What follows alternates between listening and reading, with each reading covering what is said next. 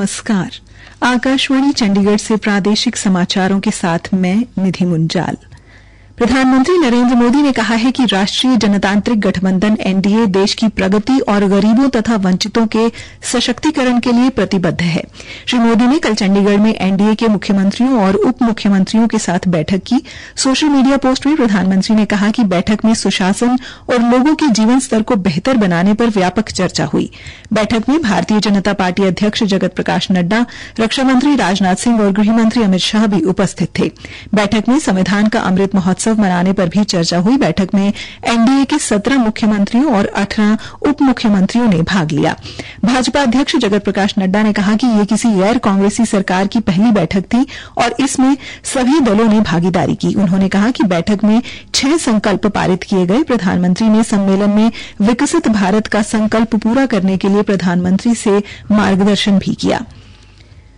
हरियाणा कर्मचारी चयन आयोग द्वारा ग्रुप सी व डी के विभिन्न पदों पर जारी भर्तियों के परिणाम कल घोषित कर दिए गए। हरियाणा कर्मचारी चयन आयोग के अध्यक्ष हिम्मत सिंह ने कहा कि आयोग ने करीब 24,000 अभ्यर्थियों का परिणाम जारी किया है। उन्होंने बताया कि ग्रुप सी के कुल पदों की संख्या 25,500 व ग्रुप डी के कुल पदों की संख्या 2600 थी। इन पदों पर करीब 24,000 अभ्यर्थियों का चयन किया गया है। उन्होंने बताया कि हरियाणा में ये पहली बार हुआ है कि विभिन्न वर्ग का इतने सारे पदों के लिए एक साथ परिणाम घोषित किया गया है।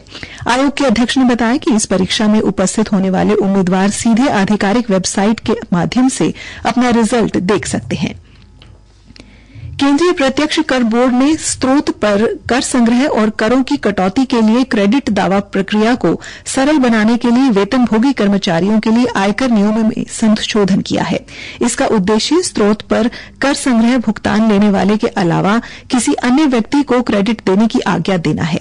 जैसे कि नाबालिग के मामले में उसके माता पिता हो सकते हैं जब नाबालिग की आय माता पिता की आय के साथ जोड़ी गई हो। संशोधन के अनुसार स्रोत पर संग्रहित कर का लाभ नाबालिग के माता पिता को दिया जा सकेगा। केंद्र ने वर्ष 2018 के शत्रु संपत्ति निपटान आदेश में संशोधन किए हैं। गृह मंत्रालय ने एक अधिसूचना में कहा कि संपत्ति निपटान के लिए मूल्यांकन की सीमा में संशोधन किया गया है। इसके अंतर्गत ग्रामीण क्षेत्रों में 1 करोड़ रुपए से कम और शहरी क्षेत्रों में 5 करोड़ रुपए से कम मूल्य के संपत्तियों को पहले मौजूदा निवासियों को खरीदने के लिए पेश किया जाएगा। संशोधन में ग्रामीण व शहरी क्षेत्रों की परिभाषाओं को भी स्पष्ट किया गया है। हरियाणा में मंत्रिमंडल के गठन के बाद आज मंत्रियों को हरियाणा सचिवालय के 8वें तल पर कार्यालय के लिए कक्ष आवंटित कर दिए गए हैं।